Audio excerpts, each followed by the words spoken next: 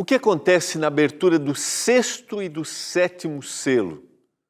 Como será este momento? E o que ele representa para o povo de Deus? É o que nós vamos entender no estudo de hoje do Escola Bíblica.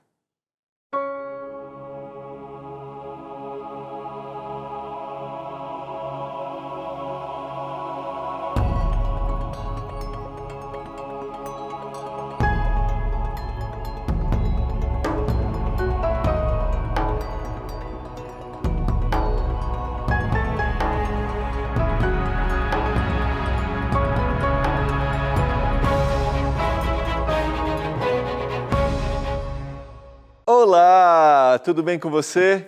Estamos chegando ao final de mais um programa Escola Bíblica, mais uma semana, né? Não ao final do programa. Ao final de mais uma semana do programa Escola Bíblica aqui na TV Novo Tempo, canal da Esperança, mais uma semana estudando. Eu nem citei ontem, né, que nós estamos estudando a lição número 4, que está em Apocalipse, o capítulo 6, e hoje a gente vai fazer uma referência ao capítulo 8, tá? Deixa eu abrir aqui. Aqui, ó. Lição 4, para você que tem o seu guia de estudos. Tá? Lembrando que você pode pedir seu guia, pode ser o material físico ou PDF, tá? Manda uma mensagem para o nosso WhatsApp, 12 982 44 44 49, tá? Então essa é a lição número 4 do guia, porque aqui no programa Escola Bíblica, se você está assistindo pela primeira vez, aqui a gente estuda a Bíblia através dos guias de estudos que a Novo Tempo produz. Deixa eu só mostrar de novo aqui, eu mostrei no início da semana, olha, além de a gente ter o texto, além de a gente ter as referências bíblicas, a descrição, a gente tem também a parte ilustrativa.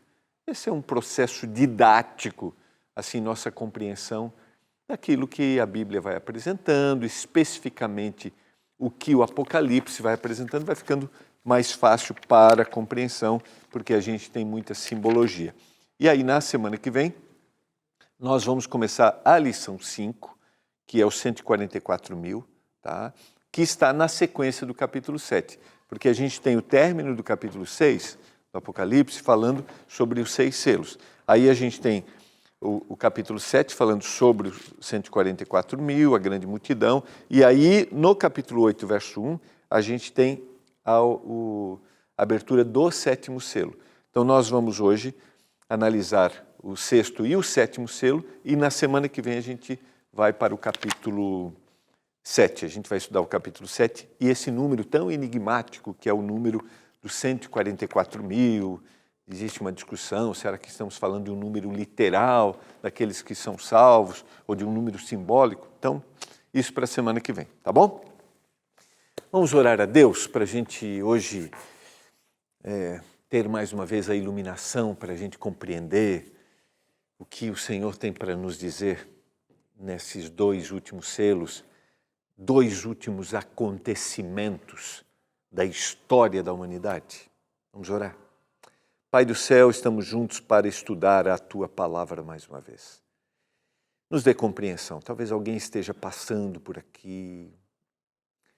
Ele não estuda, nunca estudou, às vezes nem acredita.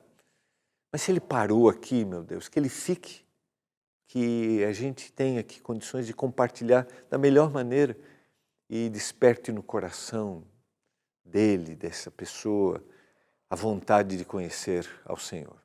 Talvez muitos estão acompanhando e têm estudado muito a Bíblia. Que a gente agora leia e estude como se fosse a primeira vez.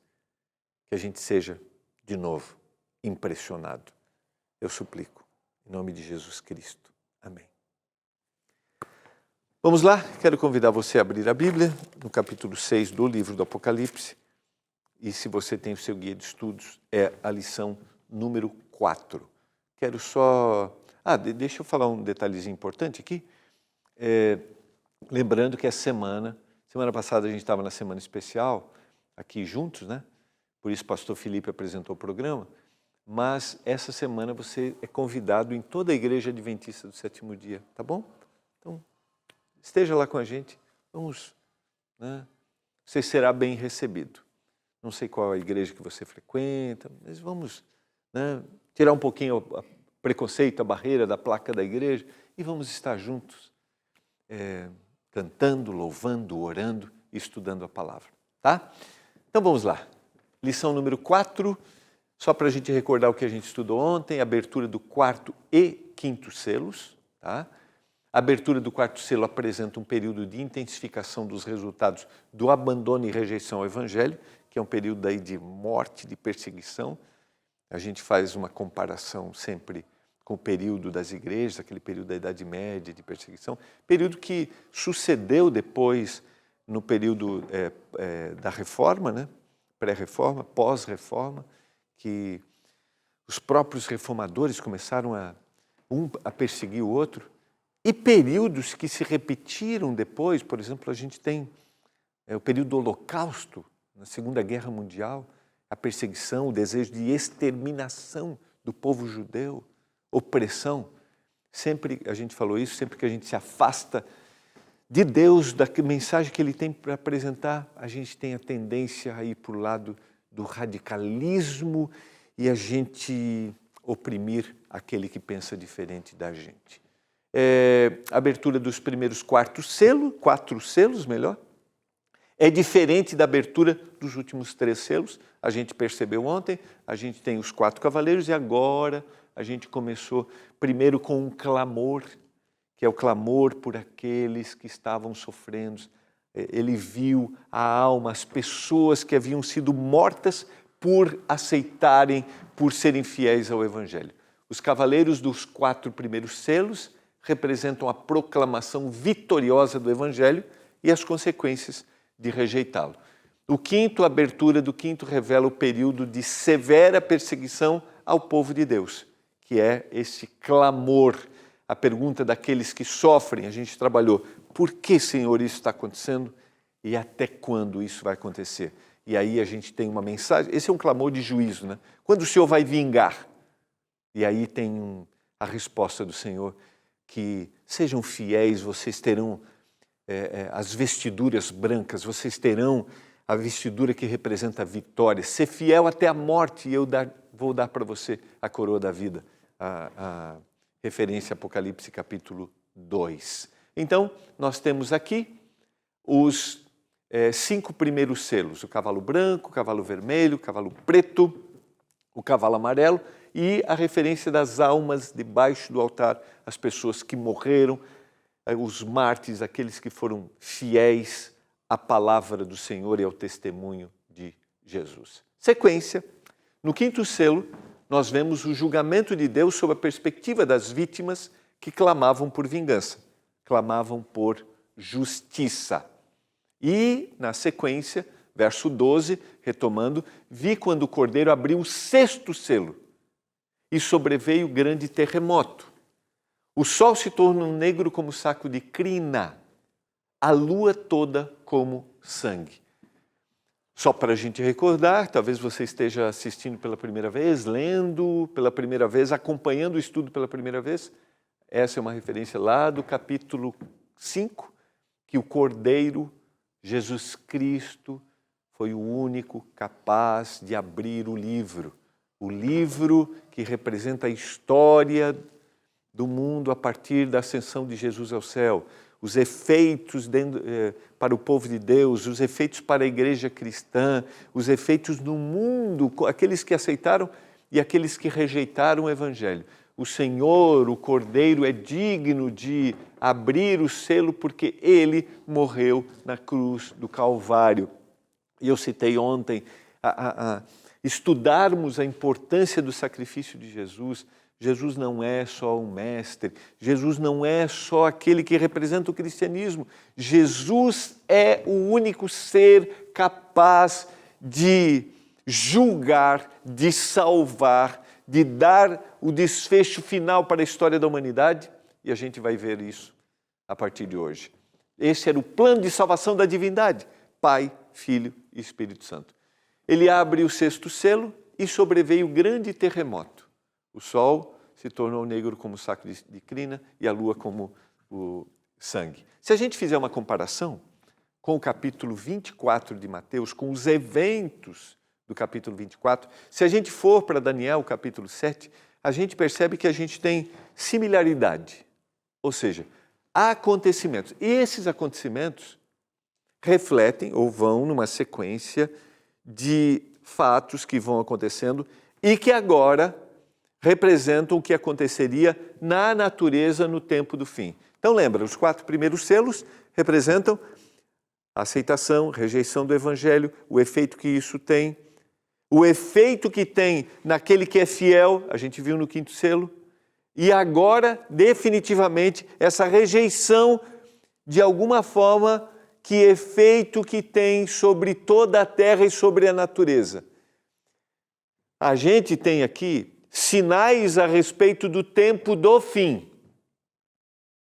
E esses sinais são um crescente para o grande evento final, que é a volta de Jesus, que é o que nós estudamos lá em Daniel, que é o que a gente estuda em Mateus capítulo 24, que é o grande tema da Bíblia, que é a restauração do Éden que foi perdido, do Éden lá onde o pecado surgiu, que o Senhor agora faz a promessa da salvação. O Éden, o plano original precisa ser restaurado. E é a volta de Jesus, é o Senhor Jesus que vai restaurar isso. E aqui, no 6º selo, ele faz uma análise de grandes acontecimentos. E eu coloquei aqui referências. 1º de novembro de 1755, o grande terremoto de Lisboa, 70 mil pessoas. Esses eventos marcam um período. A gente tem outros grandes terremotos, a gente tem outros grandes eventos na natureza, temos, e eles vão se intensificar cada vez mais, quanto mais se aproximam. Mas aqui é um marco inicial dos eventos que significam o fim se aproxima. 19 de maio de 1780, a lua como sangue e o sol escurece. O dia é escuro. E isso acontece, é interessante que aqui a gente tem o grande terremoto ainda na Europa. Aqui a gente tem esses eventos agora na América, lembra, quando a gente estuda a história do cristianismo, a gente vê que acontece a reforma, os reformadores começam a perseguir um ao outro, porque a Bíblia se torna popular, a gente tem a tradução, a primeira tradução, por exemplo, da Bíblia, né? Gutenberg faz a primeira tradução da Bíblia, a impressão da Bíblia para o alemão, e a Bíblia começa a se popularizar. E agora as verdades que foram esquecidas por 1.200 anos, dentro da profecia bíblica, os 1.260 anos, ela começa a ser restaurada, e cada um começa a pegar uma verdade da palavra, se concentram e vários grupos de reformadores começam a surgir. Só que eles começam a perseguir um ao outro. Antes era a igreja como um todo, o poder político e religioso que persegue. Agora reformador começa a perseguir reformador. E aí a situação na Europa fica insustentável e a América vai ser descoberta. E quando a América é descoberta, dentro de uma visão, aquela seria a nova terra, sabe?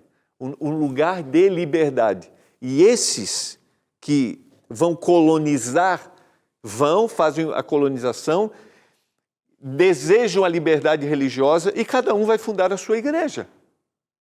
É um processo de reforma. E há um grande reavivamento, porque eles esperam ver Jesus voltar. E esses eventos se dão num local onde há esse grande reavivamento.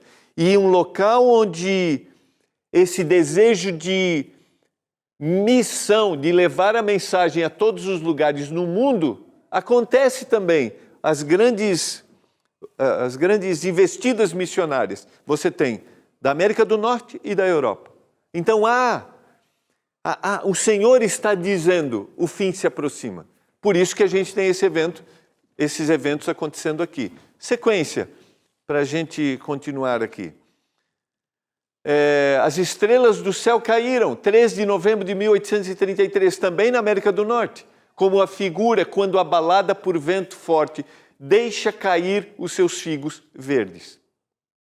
Esses eventos estão sendo apresentados para a igreja cristã neste período, a gente não pode esquecer. João tem essa mensagem para a igreja, e isso é familiar para eles, porque eles compreendem, estão ligados a referências do Antigo Testamento, mas esta é uma mensagem para os últimos dias da história da humanidade. Quando você lê isso, e quando você faz uma análise de tempo, quantos anos se passaram? Mas cada vez mais se intensificam esses sinais, especificamente aqui, sinais no ambiente natural. Porque toda a terra sente a rejeição do Evangelho e a proximidade para o fim. O ambiente, e a gente vai entender isso na sequência, o céu recolheu-se como um pergaminho. Essa é uma referência de Isaías 34, revela a ira do Senhor. O céu recolheu-se como um pergaminho quando se enrola. Então todos os montes e ilhas foram movidos do seu lugar. Um efeito total da natureza. O grande dia do Senhor, ou a ira do Senhor, era, para aqueles que liam, a grande esperança. Então esse povo tem uma linguagem que para eles era conhecida pelos profetas do Antigo Testamento. Ou seja, chegou o momento que o Senhor dirá basta. É bom a gente lembrar que quando a gente se refere à ira do Senhor, não é um ato de vingança, mas é um ato de justiça e de amor. Quando a gente estudou a abertura do 5º selo, a gente não pode esquecer que eles clamaram por justiça quando viram o sangue daquele que era fiel sendo derramado. Esse era o grande dia da ira do Senhor. É o dia da justiça. E os efeitos na natureza revelam, e isso enche o coração daquele povo de esperança. E aí, eu tenho que perguntar, né? E eu faço essa pergunta para mim. Quando eu leio sobre os sinais do fim, aqui na referência do 6º selo, ou em Mateus capítulo 24, como eu me sinto? Como eu me sinto quando eu ouço sobre o grande dia da ira do Senhor está chegando? Você gostaria de entender isso mais? Você gostaria de perceber que o grande dia da ira do Senhor é o dia da justiça, é o dia do Senhor dizer assim: chegou a hora de eu buscar aquele que entregou a vida para mim. Quero lembrá-lo que o Senhor deseja salvar a todos, mas só viverá a eternidade aquele que quiser viver a eternidade. Só estará um dia habitando ao lado do Senhor aquele que desejou. O Senhor não força ninguém. O amor, a essência do amor do Senhor é a liberdade. Se você deseja conhecer mais, entender mais, porque aqui a gente tem esses minutos, né, que a gente compartilha com você. Mas não esqueça, as referências do texto bíblico estão aqui no nosso guia. A explicação está aqui no nosso guia. Não esqueça de pedir, de ler, de confirmar. Não esqueça. Mande uma mensagem por nosso WhatsApp, peça seu guia, você vai receber um link, você pode baixar também, se você quiser só o PDF. Se quiser receber o físico, vai receber aí na sua casa, tá? 12 9 82 44 44 49. Estude, medite, compartilhe com a sua família. Mas lembra, o grande dia da ira do Senhor não é para causar em nós temor, mas é para despertar em nós a certeza de que teremos uma vida eterna e uma vida de felicidade. Vamos, na sequência, Apocalipse faz a referência no verso 15, que os reis da terra, os grandes, os comandantes, os ricos, os poderosos e todo escravo e todo livre se esconderam nas cavernas e nos penhascos dos montes. O grande dia da ira, o dia que o Senhor vai ver qual é a reação daqueles que rejeitaram o Evangelho, daqueles que não desejaram estar com o Senhor. Toda a terra vive um momento de tensão e ele não consegue, ele se esconde, ele não consegue olhar para a face do Senhor. Sempre quando eu leio esse texto, eu lembro do final do capítulo 3 do Evangelho de João. Lembra, o Evangelho de João, capítulo 13, é a conversa com Nicodemos, e ele vai terminar dizendo, na sequência o Senhor vai dizendo através do profeta João, o mesmo João que escreveu o Apocalipse: a luz veio ao mundo, veio para salvar, mas os homens rejeitaram a luz. Jesus é a luz do mundo e os homens rejeitaram, porque eles amaram mais as trevas do que a luz. Eu sempre gosto de pensar assim, quanto mais eu me acostumo a olhar para o Senhor hoje, ver a luz do Senhor mostrando para mim, Gilmar, a vida é assim, esse é o caminho que você tem que seguir, mais eu vou me acostumar para um dia eu olhar e dizer, esse é o Deus a quem eu aguardava. Agora, quanto mais eu rejeito o Evangelho, quanto mais eu prefiro ficar na escuridão, eu não quero enxergar, naquele dia, eu não vou conseguir olhar. A descrição apocalíptica é: os montes ele vai pedir para que os montes e os rochedos caiam, porque não conseguem presenciar a face do Senhor. E disseram aos montes e aos rochedos: caí sobre nós e escondei-nos da face daquele que se assenta no trono. Lembra? Começou lá no capítulo 5, aquele que está sentado no trono, e da ira do Cordeiro, porque chegou o grande dia da ira deles. E quem é que pode suster-se? Quem pode suportar? Aí vai entrar o capítulo 7, que vai ser o que a gente vai estudar semana que vem. Ele vai fazer a descrição daqueles que desejaram estar ao lado do Senhor. E a pergunta para nós hoje é: você deseja um dia olhar e dizer, eu estou esperando o Senhor? Esse é um processo que começa hoje. E o Senhor dá sinais. O Senhor vem dando sinais. Esses sinais, em Apocalipse, na abertura dos selos, no capítulo 6, são sinais da natureza. Mas a gente tem descrição bíblica de sinais em outros ambientes. Sinais sociais.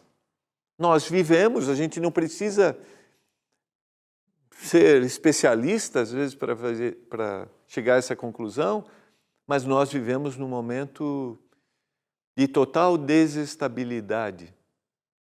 Vivemos. Mas não esqueça, eu disse isso em Daniel e tenho repetido em Apocalipse, o Senhor está no controle de todas as coisas, está aqui a descrição, Ele é o único capaz de tirar os selos, de abrir o livro, Ele tem o controle sobre a história nossa e a história deste mundo. Sequência para a gente concluir. O sexto selo, então, avança do tempo do fim para o fim do tempo. Ou seja, começou lá. Lembra quando nós estudamos? Em 1844, os grandes eventos. Agora vai até o último momento. Do tempo do fim para o fim do tempo. Ou seja, a hora do término. A gente tem, portanto, na sequência, o sexto selo, os sinais do fim. O pecado da humanidade repercutiu em todo o universo e afetou a natureza, e agora o Senhor está dizendo, é hora de exterminar o pecado. A ira de Deus invade a terra e o destino do universo está nas suas mãos. Por mais que seja a desestabilidade que a gente presencia, o Senhor está no controle de todas as coisas. E a pergunta foi, quem pode suster-se? E a gente vai trabalhar isso na semana que vem. Aquele que aceita o Senhor Jesus, que o tem na sua vida, aquele que diz, eu quero seguir a tua vontade. Esse pode. E em Apocalipse capítulo 8, quando o Cordeiro abre o sétimo selo, houve silêncio no céu, cerca de meia hora. O céu silencia quando Jesus deixa sua morada e se dirige agora à terra. Esse é o último momento. É o momento da volta de Jesus. A gente não sabe exatamente, a gente tem uma linguagem simbólica. Por que este período? Nós temos um período em que se silencia. Eu vou tentar ser didático aqui. A calmaria celestial atinge a terra após a tempestade de destruição. Os cavaleiros terminaram a sua obra. O evangelho foi levado. Houve aceitação, houve rejeição. Muitos morreram. E agora o Senhor vai vir. Os ventos pararam de soprar. A grande tribulação terminou. E a segunda vinda de Jesus aconteceu. O silêncio é o término, é a parada, é o sofrimento que chegou ao seu fim. Toda a história da humanidade está no controle e nas mãos do Senhor. São as escolhas humanas, mas o Senhor avisa aquele que é fiel, e eu estou falando para você, se você é fiel, um dia você terá vestiduras brancas, o Senhor avisou. O Senhor mostra os sinais do fim e Ele voltará a esta terra definitivamente. O silêncio consiste no juízo final que será executado. Deste momento em diante, o universo ficará em paz. Estou falando para você nesse momento que talvez esteja buscando a paz. Eu não sei o que você passa na sua casa. Não sei o seu contexto familiar. Mas talvez estou falando para você que luta com problemas com seus filhos, com seu cônjuge, vícios, doença, talvez falte um trabalho. Você olha para as redes sociais, às vezes vê, parece que todo mundo está bem e eu estou mal. Eu quero dizer para você que o Senhor é o único capaz de nos dar a paz que excede a todo entendimento. Ele deseja que isso comece hoje.